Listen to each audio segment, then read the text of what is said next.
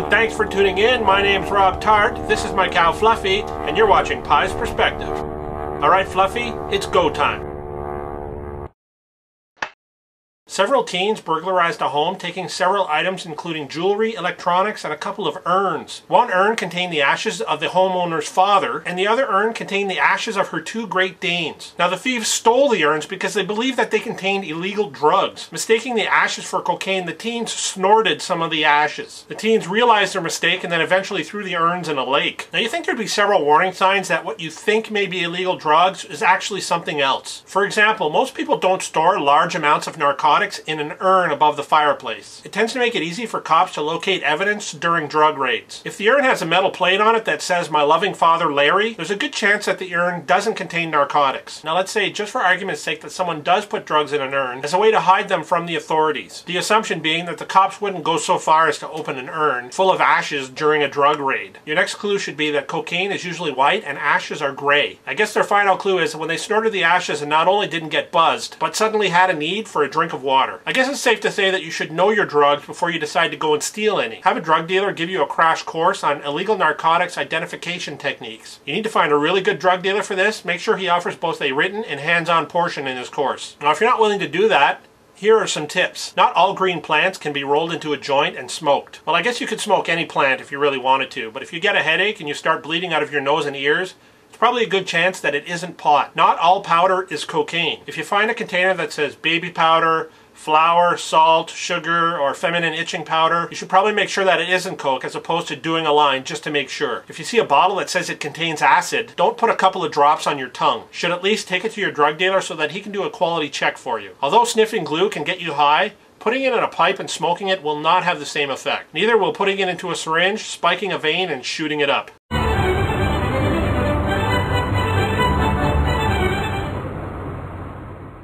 Alright, who wants ice cream? We have the thumbs upsicle, the subscribe-sicle, the 3-flavor fave-sicle, and the comment on a stick. Please help yourself to anything you like. A Detroit area man named Daryl Alexander was opening a jar of fruit, but the lid just wouldn't budge. So he decided to persuade the lid to move by hitting it with the handle of a screwdriver. The man claims that the lid on the jar of fruit flew through the air and struck him in the eye, resulting in him being knocked unconscious. He also claims that the jar of fruit was sold to him after its expiration date, and that gas had built up in the jar which resulted in the flying lid. The man decided to sue his grocer and the company that made the jar of fruit. He was offered a settlement for $150,000 but rejected it as being too low. You think that 150 grand is too low for being hit in the head with a lid from a jar? Let me tell you something. I would let you launch a lid from a jar at my head for 20 bucks. How can this guy possibly justify wanting more money? How do lawyers come up with these numbers? I mean, you hear about these stupid lawsuits all the time. I remember a case where some fat people were suing McDonald's because they believed they were responsible for making them overweight. You don't have a case, in my opinion, unless you can prove that Ronald McDonald himself pinned you down while the Hamburglar was force-feeding you double Big Macs. We seem to be living in a world where people no longer take responsibility for their own actions and behaviors. If I'm fat, blame McDonald's. If I gamble too much, blame casinos. If I can't stop urinating in the fridge...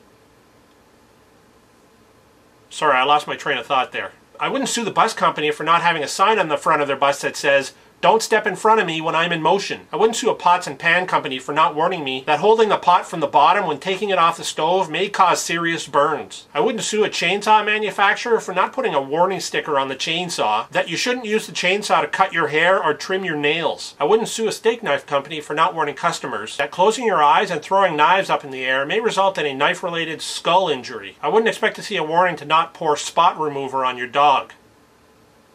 You get it? Spot remover, dogs, dog named Spot. I couldn't resist. I wouldn't sue God for inventing gravity, which caused me to fall down the stairs while attempting to carry my entire sofa cushion collection up to the attic. Today's question of the day is, name other household items that could be mistaken for drugs. Anyway, that's all I have for this week. Thanks for tuning in, and remember, it's not necessarily right or wrong, it's just my perspective. Fluffy, are you sure you packed this parachute correctly?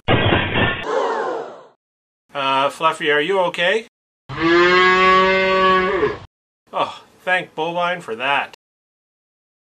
Taking several items, including several teams. Now let's say, for argument's sake, someone puts... Cane is usually white, and not all green pants. You should probably...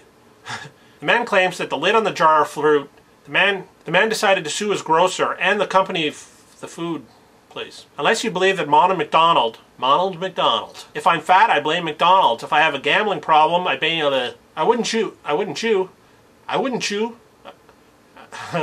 Name other household